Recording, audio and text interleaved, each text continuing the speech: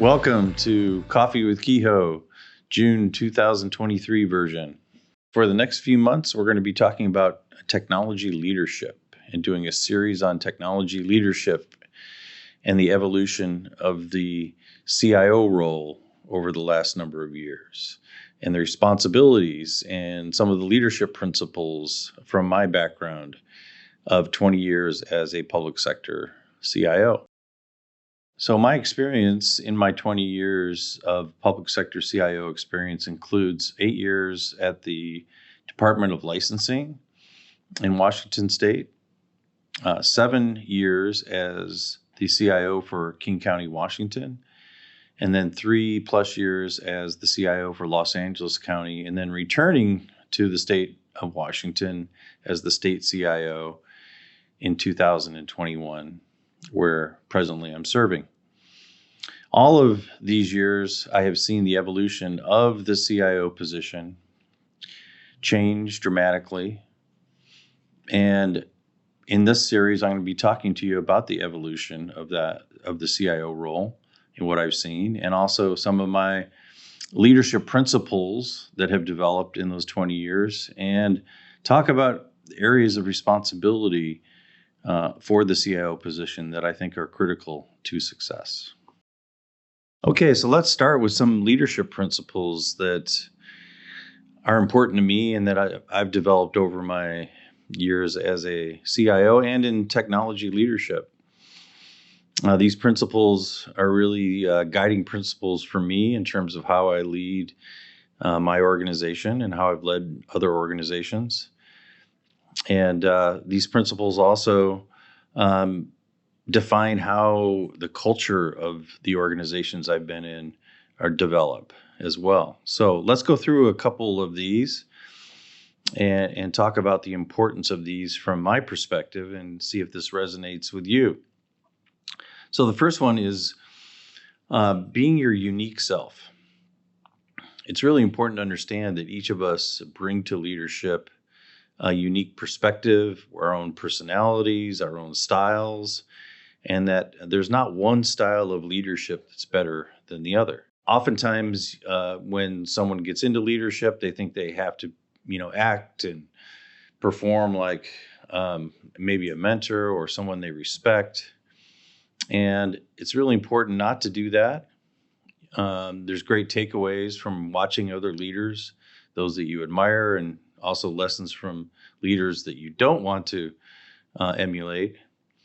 But it's very important that you be yourself and that you're very transparent and authentic in how you lead. The other principle is how you show up matters. So if you think about how you enter the workplace every day, if you come in and you're really stressed out, you're not really talking to anybody, you're thinking about the issues of the day, and you're forgetting that you're the leader of the organization, that can have a dramatic impact on the culture of your organization. Versus coming in, spending some time talking to folks, sharing a few laughs, and just setting a tone, of a very positive, happy tone, even if you do have a lot of things that in front of you for that particular day. That really sets a good culture in your organization. Another principle that's important for IT leaders is to really learn the business of your organization. IT is not an entity unto itself. We are here to serve our business customers. And the more that we understand their business, their pain points, areas where technology can assist them, make them more efficient, improve customer service, the better we're going to be as an IT organization. So really establishing the partnership with your business customers, getting out, if they have field offices, getting out to the field offices, seeing firsthand the technology that's used in those field offices on a daily basis. It gives you a better idea from a leadership perspective on the changes and adjustments you need to make to those systems so that your customers can serve their customers in a much more efficient manner. Also, it's important as a leader in general, business or IT, that when you make a bad decision or a mistake, it's okay to admit that mistake to your staff, to your customers. That shows you're vulnerable, shows the human side, and it's a good example for your staff.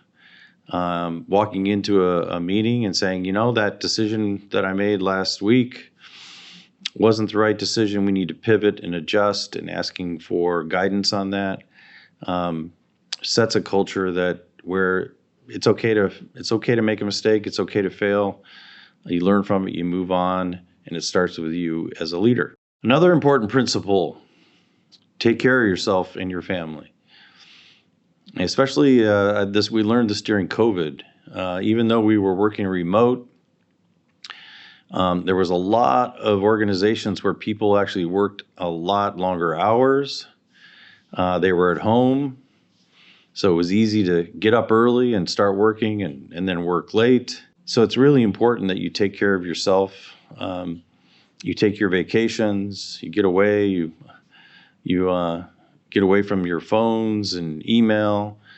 Have the time set aside where you can go walk and get your exercise. And then make sure you don't miss important family events with your kids, your spouse, wherever it may be. So it's really important as a leader that you do take that time. And that also sets a great example for your staff as well. Another principle is around decision making. It's really important as a leader that you don't allow analysis paralysis on any given issue to go on too long. And really, it's your responsibility to make a decision. I've seen issues that just churn for long periods of time, and that's not healthy for your organization.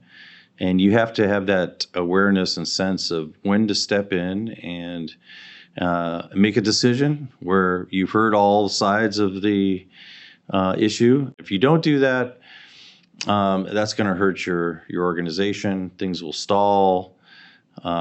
People will feel like you're a leader that really doesn't want to step in and make the hard calls. But that's what we have to do as a leader at times. When things go wrong, whether it be a IT system or infrastructure that goes down that impacts your customers, you as a leader, especially as a CIO, you're responsible for everything that goes on in your organization. If you blame others when things go wrong, it's really going to hurt your credibility. One thing I've learned over the years is that if something goes wrong, you take the hit, you take the blame as a leader. And that sets a great message for your staff that you're willing to support them and back them. And then you get with your staff and you do a lessons learned. You make the adjustments so it doesn't happen again. And you move on and communicate that to your customer base.